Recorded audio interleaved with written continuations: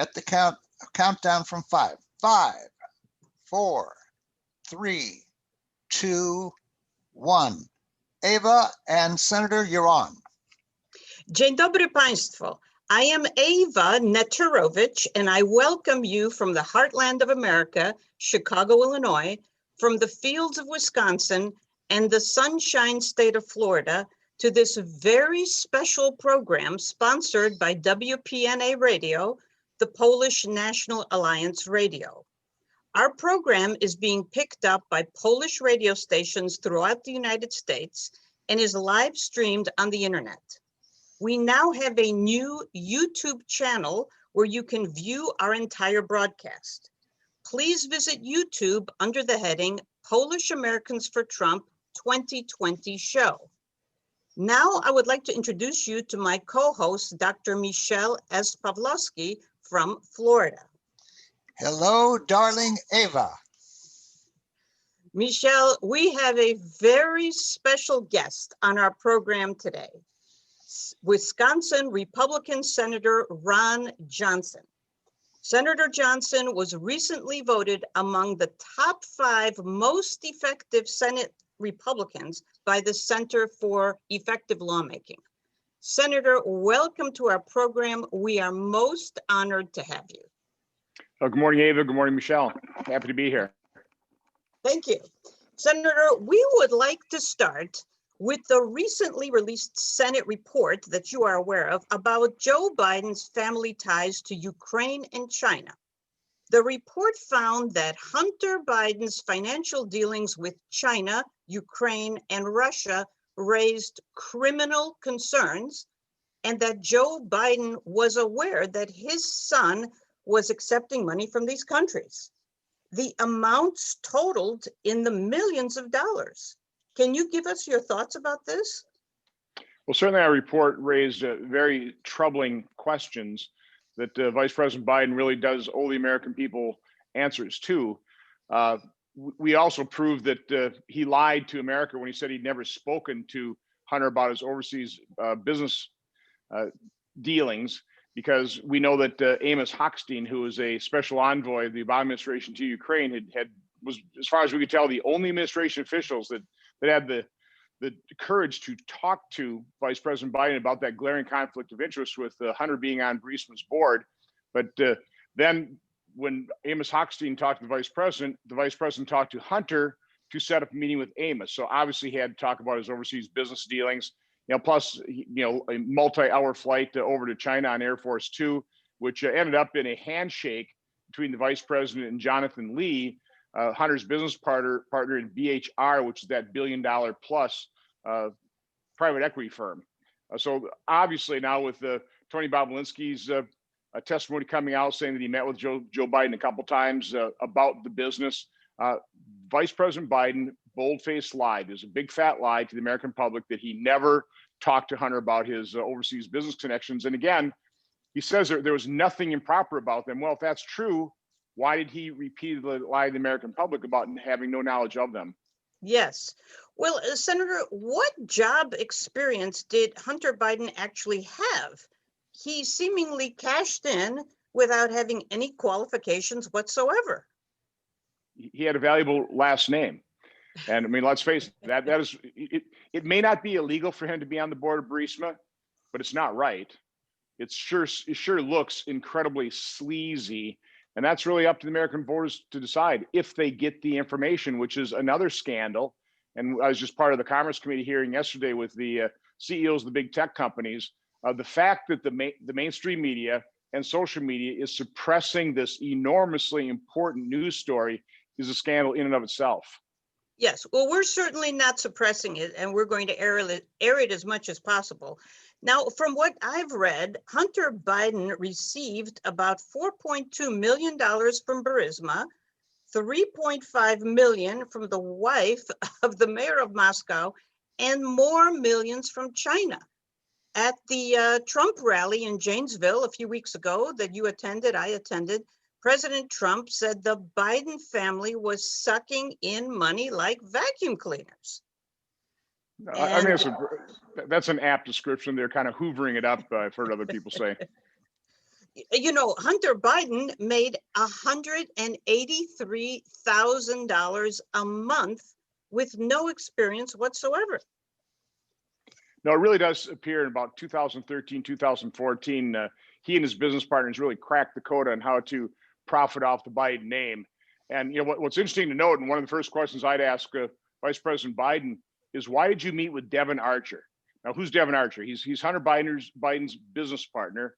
He was dreaming up and then implementing a fraud against a tribe in South Dakota in early 2013 and 2014. He's now been convicted. Initially, his conviction was overturned by a judge who just happens to be the wife of one of Robert Mueller's special counsel employees and the lead prosecutor in the Paul Manafort trial. So it's amazing, these connections. But the Second Circuit of Appeals Court reinstated that conviction. So now Hunter Biden's facing sentencing, but Joe Biden, or Devon Archer is now facing sentencing. But Joe Biden met with Devon Archer 5 days before he went to Ukraine. This is right after the Revolution of Dignity. And Joe Biden was then named the face of the Obama administration in Ukraine. So that's all in that same time frame, 2013, 2014, when Devon Archer perpetrated that fraud against the Indian tribe.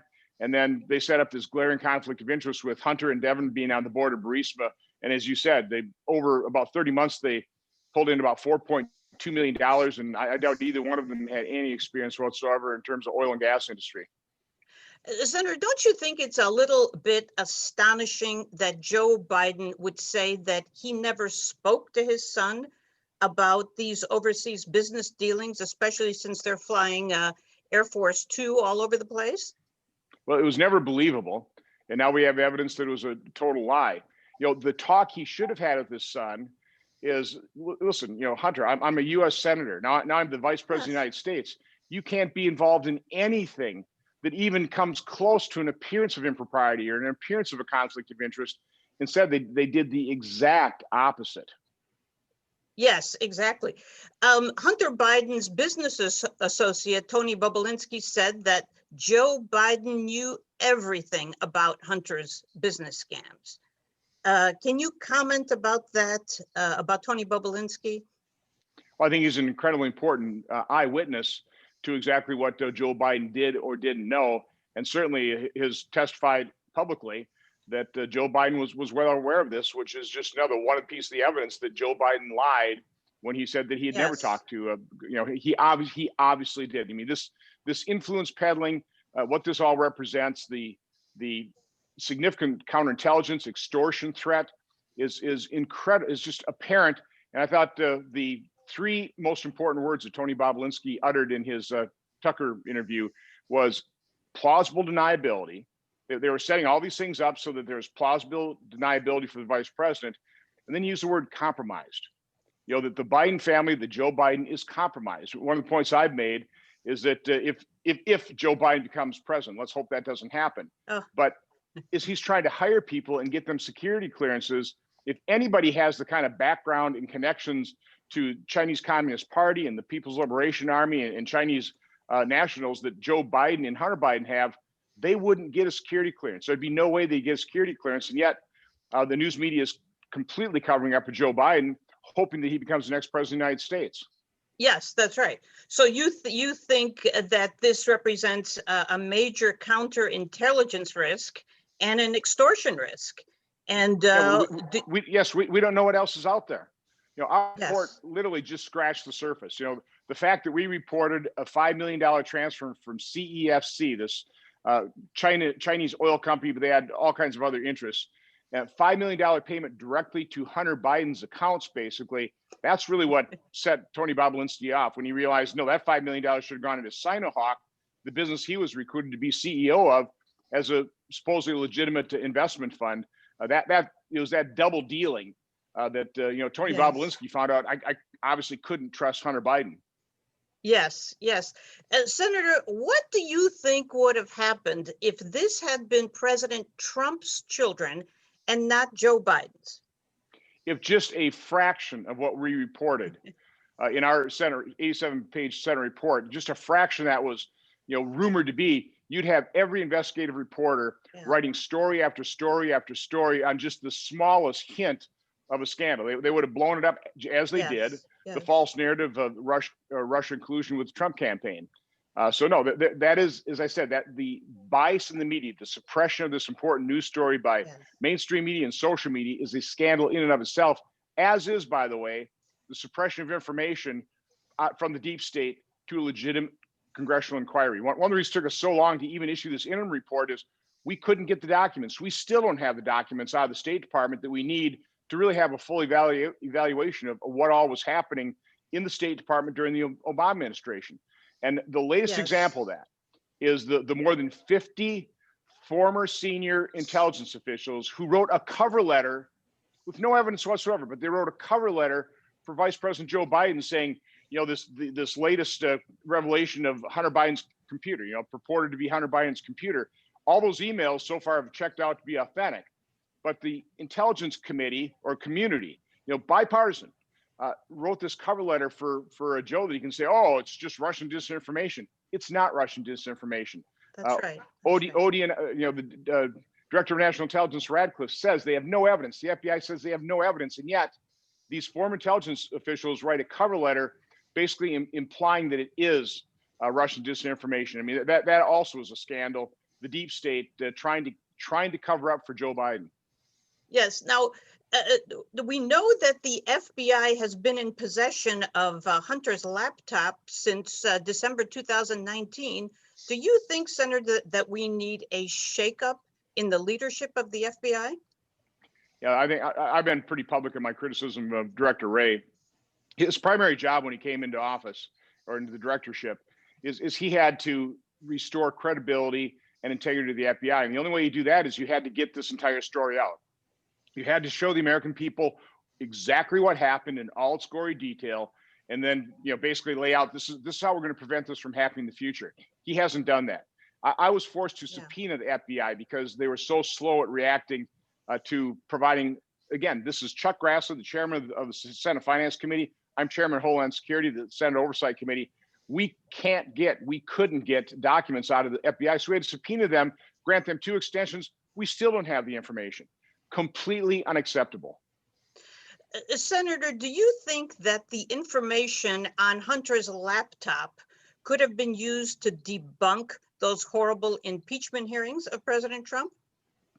I don't know. It certainly indicates that it would be relevant to the impeachment trial.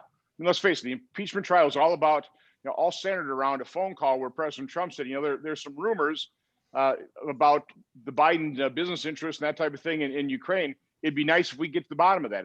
It's kind of important information for the American public to know. And that, of course, got spun into a completely unnecessary impeachment inquiry and trial in the Senate. So if the FBI had that computer and if they had looked into it, they certainly would have seen that this was pretty relevant to, you know, our proceedings. And again, we're not talking about just any kind of investigation. We're talking about an impeachment of a duly elected president of the United States and then a trial to remove the duly elected president of the United States in the Senate. And the FBI might be sitting on evidence and they just zip their lips closed. I mean, they don't say a word. That's why I've written to Department of Justice Inspector General Michael Horowitz to start investigating the FBI's handling of that. And remember, the FBI had Anthony Weiner's computer back in 2016 as well. And it sounds like it was probably Andrew McCabe just sat on that until the Southern District of New York said, what are you doing with that? That came to the attention of James Comey, and that's where he blew up the 2016 election a week before the election because Andrew McCabe had sat on that evidence for over a month. Did the FBI sit on this evidence for months? We don't know. That's what Michael Horowitz can hopefully find out for us. Yes, well, that would be terrific. Senator, our country is facing a national security crisis at our borders. And this crisis is being fueled by the loopholes that reward and provide incentives to illegal immigrants. What is your opinion on border security and immigration loopholes? And how do you think President Trump has handled these problems? Well, you're correct. We have a completely broken legal immigration system, and we've set the hurdle so low for claiming asylum that people come in and they're just given a pass and we don't follow up on them, and they're basically they're here to stay. And so that reality, no matter what our law says, but the reality of what happens has just attracted hundreds of thousands of people. Over 1 million people come in primarily as unaccompanied children or as part of a family unit. That's where the real loophole exists. President Trump, with no help from the courts, basically no help from Congress, just through sheer willpower and tenacity, has changed policies that have actually worked. You combine that with COVID and that enormous spike that was going on in 2018 and the early part of 2019, pretty well, or 2019, 2020, pretty well went away. It was because of the return to Mexico policy, the deals we struck with Guatemala to accept as a third safe country. President Trump, and then building the wall, has started to implement an effective border security process. But again, Democrats, the left, are doing nothing to help us solve what is a national security issue. You simply can't have a flood of people coming to this country illegally, being dispersed all through America, getting lost in the shadows. That's not good for anybody. We need legal immigration, but it has to be legal. It has to be controlled. Yes, yes. Now, Senator, Joe Biden has been pushing his Green New Deal, which is his $1 trillion spending boondoggle, where he's threatening to eliminate the oil industry. Can you give us your thoughts about this Green New Deal? Well, it's crazy. An economy needs energy. You have to power your economy with energy, and our energy, our primary energy source, is fossil fuel. It's going to be that way for decades. There is no way that green energy, solar and wind, can supplant the bulk of our energy and power needs. And in our quest to replace fossil fuel, it is going to dramatically drive up our energy costs. So that costs consumers in gasoline prices and home energy bills, that type of thing. Or if you have an electric car, it's not like exactly like electricity is going to be cheap. And so much of our manufacturing, I come from plastics manufacturing, a huge cost component was energy. And so if you start increasing energy costs, as has happened in California, you make yourself uncompetitive in global marketplace, and that is going to necessarily ship manufacturing jobs overseas again. That is really the prospect if Joe Biden gets elected and then has an all-out assault on fossil fuels in favor of green energy. And let's face it, President Obama wanted millions of green energy jobs. We got a few thousand at a cost of over millions per job. It was a joke, and that's exactly what a President Biden's green energy policies would be too. They'd be a very sad joke and a very costly one on the American economy and American consumers. Yes. Senator, do you think Joe Biden is going to pack the Supreme Court if by some miracle he wins this election? I don't think there's any doubt of what Democrats will do if they run the table. And I've been trying to warn certainly Wisconsinites as best I can. If Vice President Biden becomes president, if Chuck Schumer becomes majority leader of the Senate, the first thing they will do is they will eliminate the legislative filibuster. That will allow them, with a mere majority, to pass the Green New Deal, Medicare for all. I mean, every wish list piece of legislation on Bernie Sanders and AOC's wish list will become law almost immediately. Then they will pack the Supreme Court. I'm not sure they stop at 13. That only give them a 1 vote margin. They'll probably go to 15. They won't stop there. They will pack the circuit courts. They'll add judges, change the composition, so you have political judges, super legislators in the circuit courts as well. Then they won't stop there. They'll pack the U.S. Senate. They'll turn D.C., Puerto Rico into a state. For all I know, they'll take a look at California and say, we ought to have Northern California and Southern California. Give us another couple of Democrat senators. And then the coup de grace here will be they will eliminate the Electoral College, and a state like Wisconsin will never see a presidential candidate because presidential candidates will only campaign in the large states. A lot of those large states have big cities run by Democrats. The states run by Democrats, and the rest of flyover country here in Oshkosh, Wisconsin, will be ruled by basically big city Democrats, and we see how all their failures as well. So that's the prospect.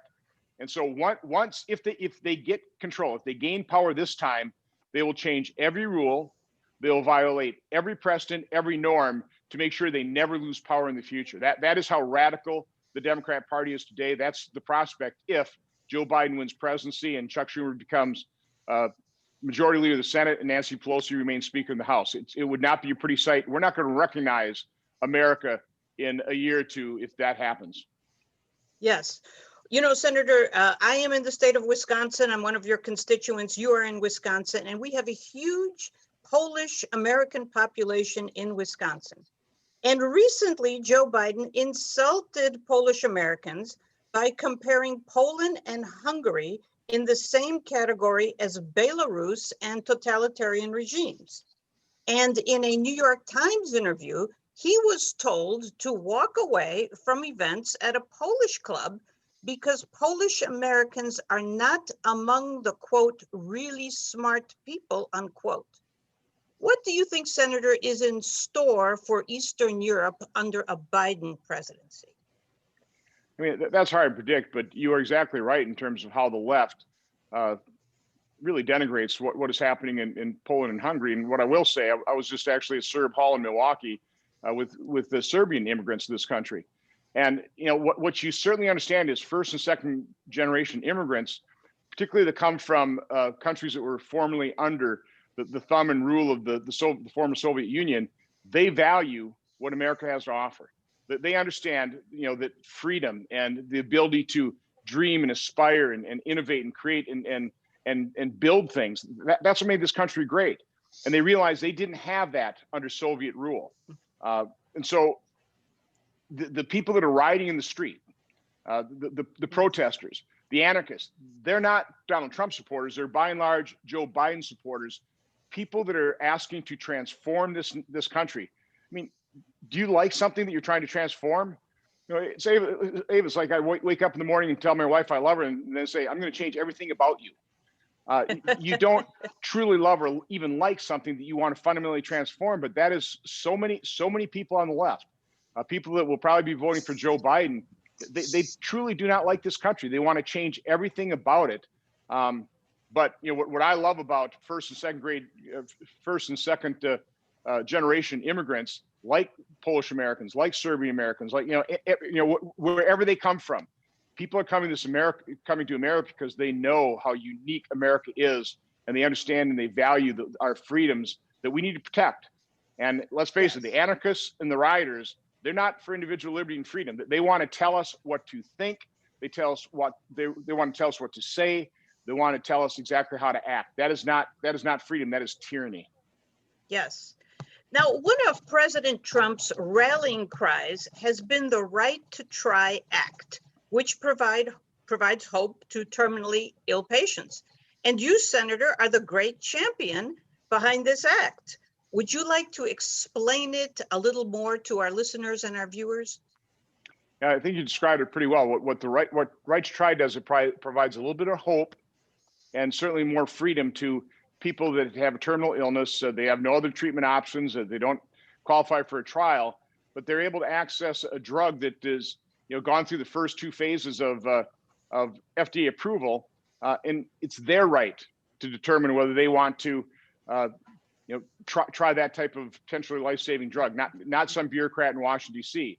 And you're right, I was the champion because Trigger Wendler came to me with ALS, and I just mentioned it. I was in favor of Right to Try, and a tear started streaming down her cheek.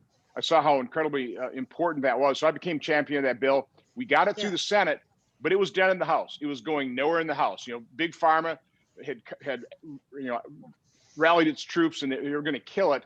It was only President Trump's leadership and in his tenacity that really brought that to the finish line. So now Right to Try is law, and terminal patients have a little bit more hope. That's exactly the same thing with the First Step Act as well. That criminal justice reform was completely dead in the Senate. It was going nowhere until Jared Kushner, whose father had been incarcerated, obviously was pretty sympathetic with people that got caught up in our criminal justice system, which is not perfect not by a long shot. And between Jared Kushner and Donald Trump, again, through just sheer tenacity and force of will, made sure that the First Step Act and Right to Try became law. Yes, well, we thank you for your help on that. Now, Senator, Joe Biden, in my opinion, is looking very, very frail. He's walking slowly. He's looking very frail.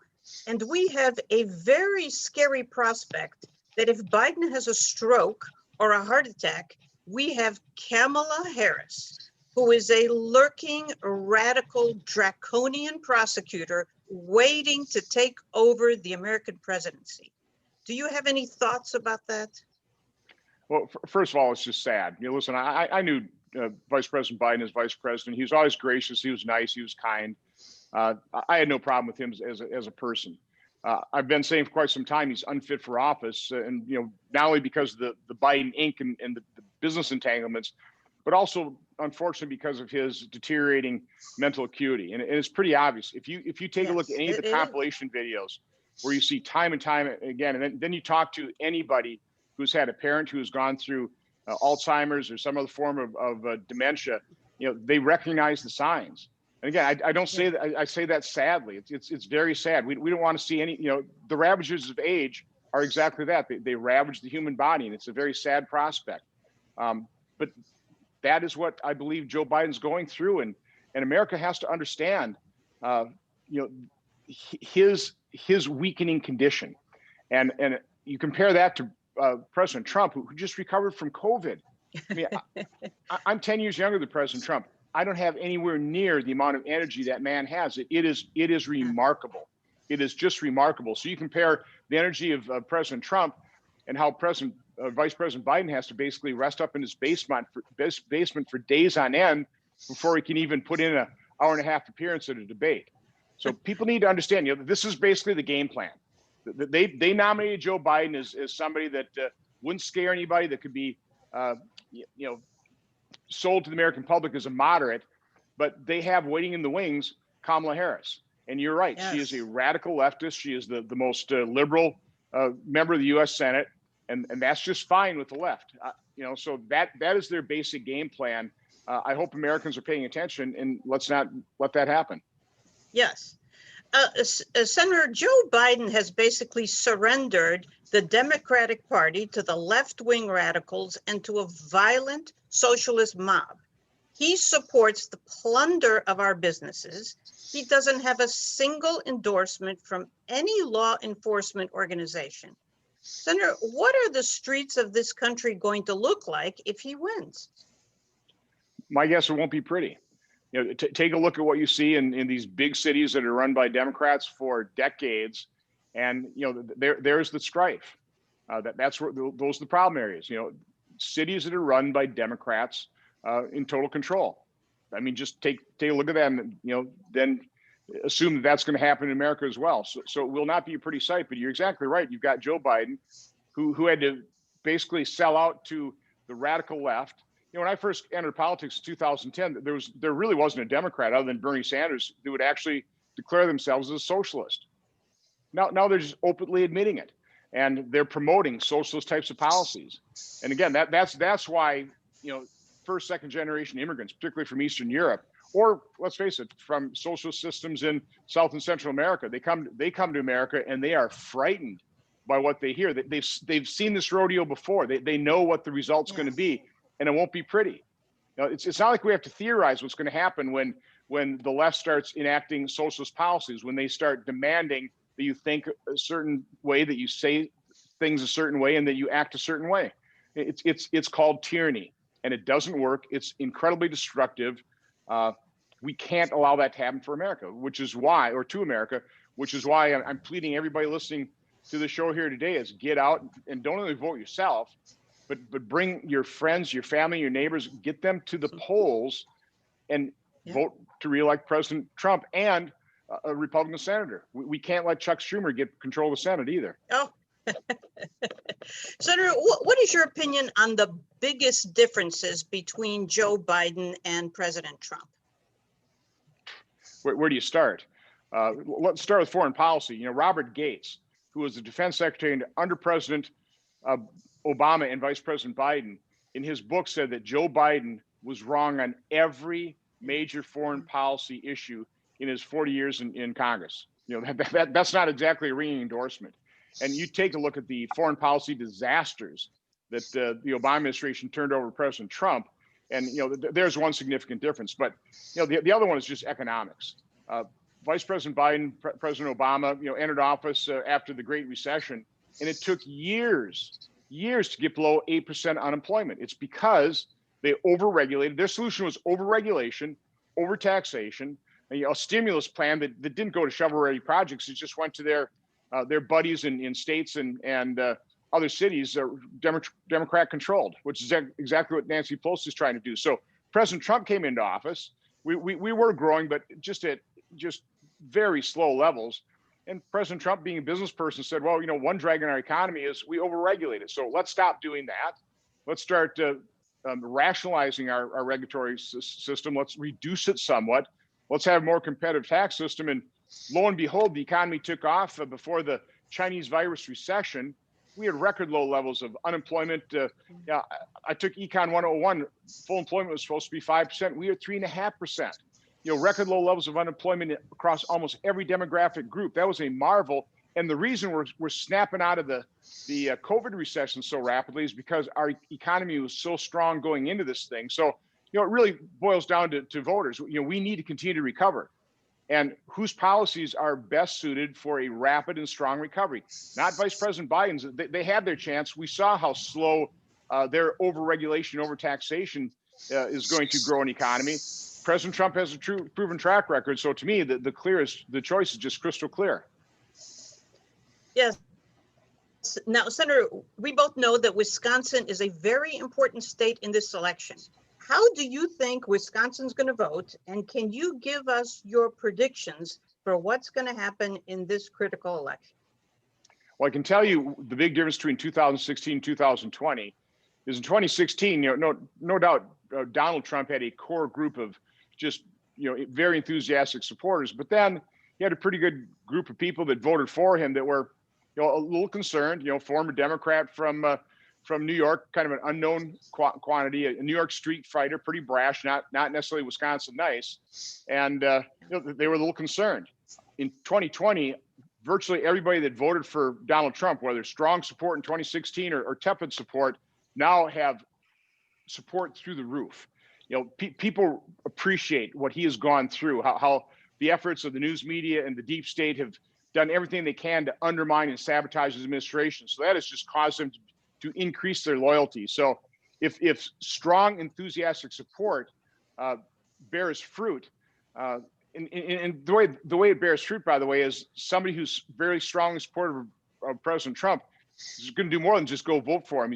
They're going to go out and they're going to get their friends, their family, and neighbors. They're going to go talk to perfect strangers and try and convince everybody to get to the polls and vote to reelect President Trump. So to me, that's a big difference. I think that's kind of the president's ace in the hole. Yes. Well, Senator Johnson, we want to thank you very, very much for appearing on our show. We are most honored to have you. We want to remind our viewers and our listeners that tomorrow's show will feature former Wisconsin Governor Scott Walker, and we look forward to talking to him. We would like our listeners and our viewers to email their questions at the email address that Michelle is going to provide at the moment. So I think, Michelle, it is time to say thank you to Senator Johnson. And in Polish, we say dziękuję. Dziękuję bardzo, Senator. We really appreciate you taking the time to be with us today. It's very important for our listeners and for the whole country, because this broadcast will go all across the nation. Our heartfelt thanks to you, and to our audience, we say dziękuję bardzo. But if you have questions for the senator or for any of us, you can write to us at Mogul, M-O-G-U-L, at Polish Americans for Donald Trump.org, O-R-G. That's Mogul, M-O-G-U-L, at Polish Americans for Trump.org. Thank you, Senator. Well, take care and stay healthy. God bless you all. Thank you. Thank you. Dziękuję bardzo i do następnego razu.